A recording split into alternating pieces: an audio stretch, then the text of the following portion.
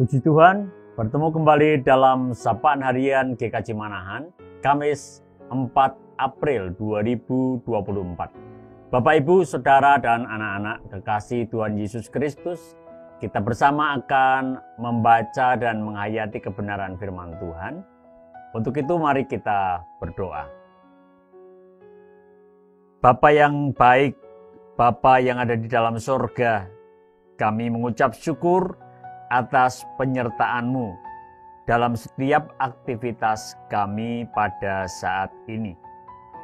Dan sebentar kami akan membaca, menghayati kebenaran firman-Mu. Kiranya Tuhan yang memberkati kami, memberkati pendengaran, pembacaan kami, supaya kami bertumbuh dalam kebenaran firman-Mu, Tuhan yang memandu kehidupan kami.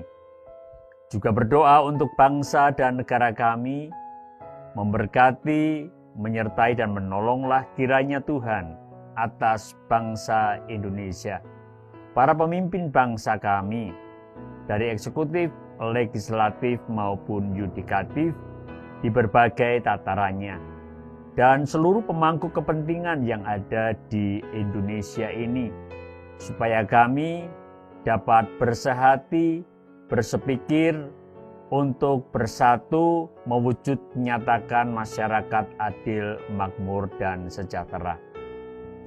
Demikian juga kami berdoa untuk gereja. Tuhan menyertai dan menuntunlah kiranya atas kehidupan gereja dalam melaksanakan setiap tugas tanggung jawab yang Tuhan percayakan. Mulai dari anak-anak, para remaja, para pemuda, warga dewasa dan warga lanjut usia, supaya kami bersehati bersepikir untuk memuliakan nama Tuhan.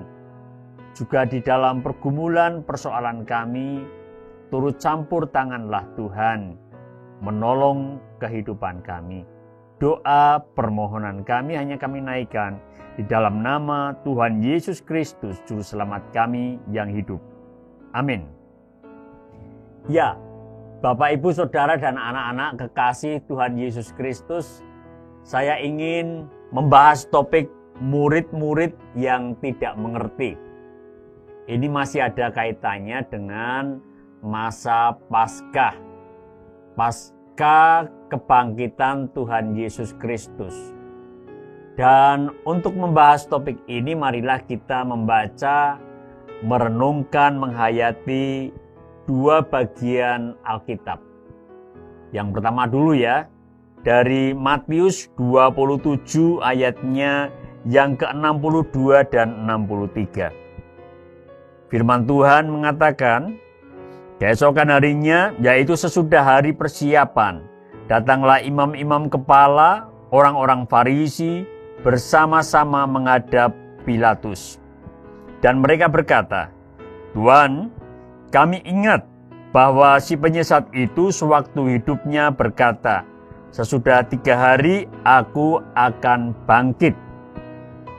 Nah, pertanyaannya, siapa yang pertama mengingat kebangkitan Tuhan Yesus Kristus?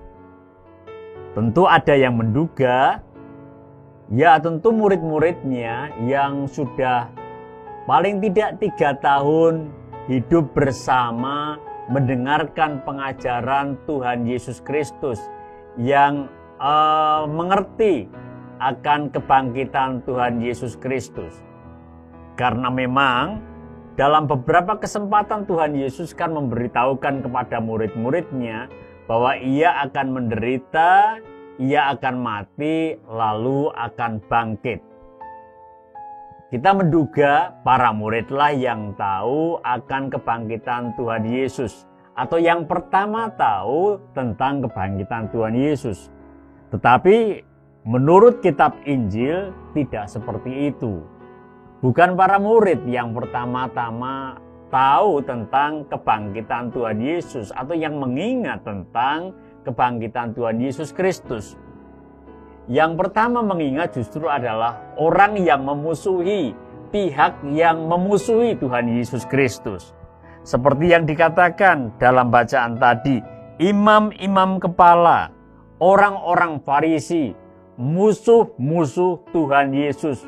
Itulah kelompok yang pertama mengingat kebangkitan Tuhan Yesus Kristus, lalu mengingatkan Pilatus, pemimpin yang ada di situ pada waktu itu.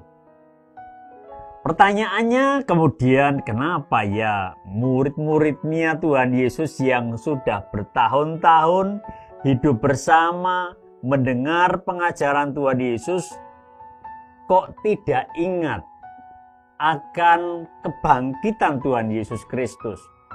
Seperti saya katakan di depan kan, sudah berkali-kali Tuhan memberitahu akan penderitaan, kematian, dan kebangkitannya.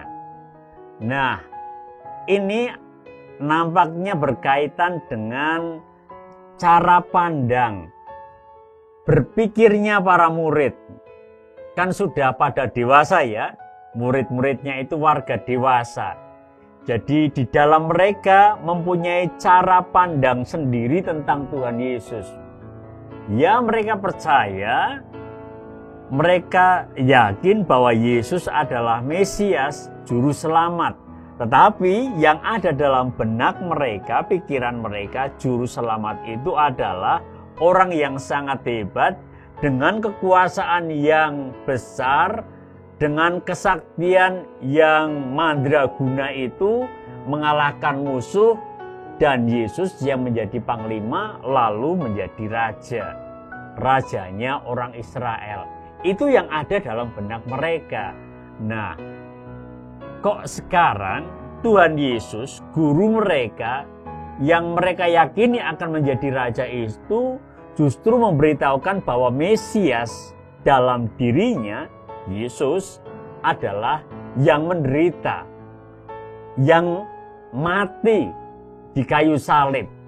Ini jauh dari pikiran mereka, sehingga mereka tidak mengerti.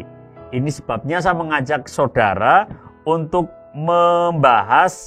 memperhatikan bacaan yang kedua, yaitu Injil Markus pasalnya yang ke-9, ayatnya yang ke-32, yang mengatakan demikian.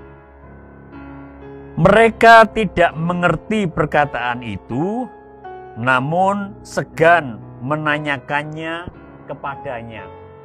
Mereka tidak ngerti, tidak paham dengan apa yang dikatakan oleh Tuhan Yesus Kristus. Sekali lagi, karena mereka dalam pikirannya sudah ada pemikiran tersendiri tentang Mesias. Lebih gampang nih, mendidik anak-anak, memberikan masukan. Kalau mendidik orang dewasa seperti murid-murid Tuhan Yesus, nampaknya harus membongkar dulu yang lama, yaitu paham mereka tentang Mesias. Ini penyebabnya kenapa murid-murid tidak mengerti, tidak mengingat bahwa Tuhan Yesus bangkit pada hari yang ketiga. Selamat menghayati kehidupan pasca kebangkitan Tuhan Yesus Kristus. Tuhan memberkati. Amin.